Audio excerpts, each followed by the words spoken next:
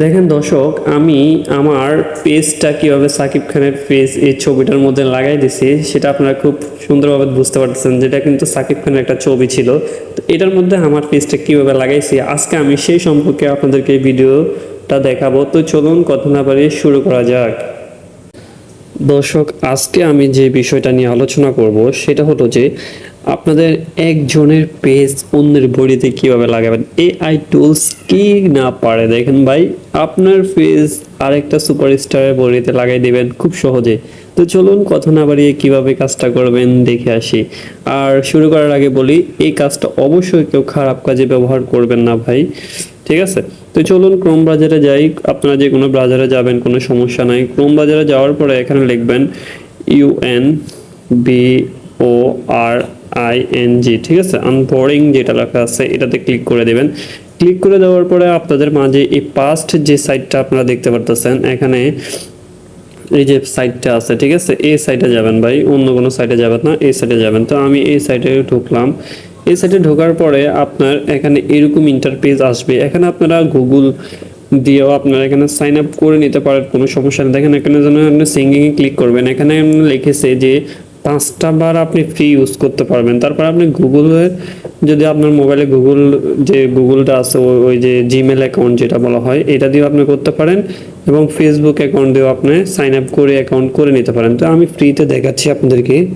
Scrolling করে নিচে আসবেন, নিচে আসার পর এই যে অপশনটা দেখতে পাচ্ছেন সেভ ফেসেস, তো এটার মধ্যে ট্রাই ইট আউটে ক্লিক করবেন, ঠিক আছে? আপনারা যখন ট্রাই ইট আউটে ক্লিক করবেন, যদি এখানে এটা ক্লিক করার পরে না আসে তাহলে একটু স্ক্রলিং করে উপরে যাবেন। এই যে সিন ইনের সাথে দুইটা ডাবল আঁক আছে, এই দুইটা ডাবল আঁকে ক্লিক করে সেভ ফেসেস ক্লিক করে দেবেন।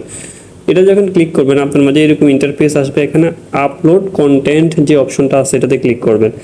ক্লিক করে দেওয়ার পরে আপনার মাঝে এরকম ছবি চলে আসবে। আসার পরে আপনারা কোন ছবিটার মধ্যে বা কিসের মধ্যে কি বসাতে চাচ্ছেন, তো আমি জাস্ট সাকিব খানেরটা সিলেক্ট করে দিলাম। দেওয়ার পরে এখানে ডান দিয়ে দিলাম। হ্যাঁ, একটু ওয়েট করবেন। ওয়েট করার পরে এটা আপনার হচ্ছে আপলোড হচ্ছে। দেখেন এখানে কিন্তু আপলোড হয়ে গেছে। তো এডেড পেজেস মানে কোন ছবিটা আপনি এই ছবির মধ্যে, এই পেজের কোন পেজটা আপনি এই ছবিটার মধ্যে অ্যাড করতে চাচ্ছেন, তো এডেড পেজে ক্লিক করবেন। দেওয়ার পরে আমার এই ছবিটা ক্লিক করলাম। দেওয়ার পরে আপনার এখানে এই যে এডিট পেজে দেওয়ার আগে আমার এখানে একটা সমস্যা হচ্ছে যে কি, আপনি এখানে গুগল অ্যাকাউন্ট আপনাকে করে নিতে হবে। তো গুগল অ্যাকাউন্ট আমি এখানে জাস্ট গুগল অ্যাকাউন্ট করে নিলাম।